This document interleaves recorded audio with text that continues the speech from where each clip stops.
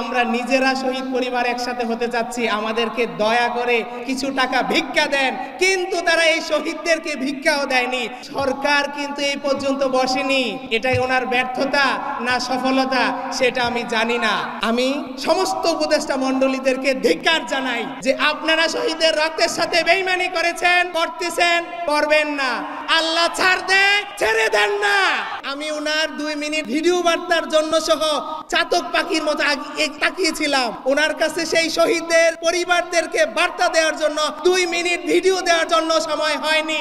এই প্রোগ্রামটার জন্য আমরা প্রত্যেকটা মন্ত্রণালয়ে ধর্ণা দিয়েছিলাম সাহায্যের জন্য, তারা না করে দিয়েছেন। কিন্তু আমরা দেখেছিলাম কেউ কেউ লন্ডনে 350 কোটি টাকা ব্যয় করে হানিমুন করে এসেছিলেন। আজকে শহীদদের জন্য একটু স্মরণ সভা হবে, দোয়া হবে, একটু আয়োজন হচ্ছে। এটার জন্য আমরা প্রত্যেকটা মিনিস্ট্রিতে আমাদের কাছে রিসিভ কপি আছে, প্রত্যেকটা মিনিস্ট্রিতে দিয়েছিলাম চিঠি, তারা কেউই আমাদেরকে সাহায্য না করে দিয়েছেন। পরে যখন 3 দিন আগে দিশা খুঁজে পাচ্ছিলাম না, সার্জিস আলম ভাইকে আমি ফোন দিলাম যে ভাই এখন কি করব, প্রোগ্রামটা আর 2 দিন।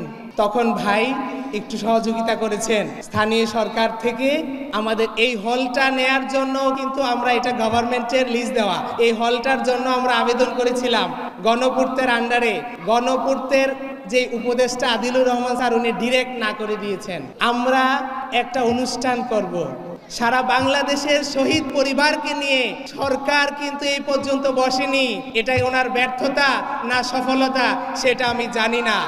আমরা মুক্তিযুদ্ধ মন্ত্রণালয়, অর্থ মন্ত্রণালয়, প্রত্যেকটা মন্ত্রণালয়ে বলেছিলাম যে আপনারা যেহেতু করেননি, আমরা নিজেরা শহীদ পরিবার একসাথে হতে যাচ্ছি, আমাদেরকে দয়া করে কিছু টাকা ভিক্ষা দেন। কিন্তু তারা এই শহীদদেরকে ভিক্ষাও দেয়নি। চিন্তা করেন, তারা এই শহীদের রক্তের বিনিময়ে ক্ষমতার মসনদে গিয়ে আজকে তারা ভুলে গেছে।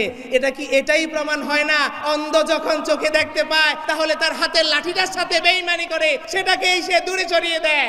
আজকে আরেকটা জিনিস দেখেন, একটা উপদেষ্টাও আসলো না। তারা কি কেউ উপদেষ্টা হতে পারতো? তারা আজকে উপদেষ্টা কিভাবে হয়েছে? খুব কষ্ট লাগে, আমার কান্না এবং ফেটে যাচ্ছে। তাদের দরজায় দরজায় কতটা দিন আমাদের নেওয়াইছে। যদি তারা না আসবে বলে দিত আমাদের সময় নাই তোমাদের অনুষ্ঠানে যাওয়ার জন্য, শহীদদের অনুষ্ঠানে যাওয়ার জন্য। কেন তারা আমাদের সাথে প্রবঞ্চনা করলো?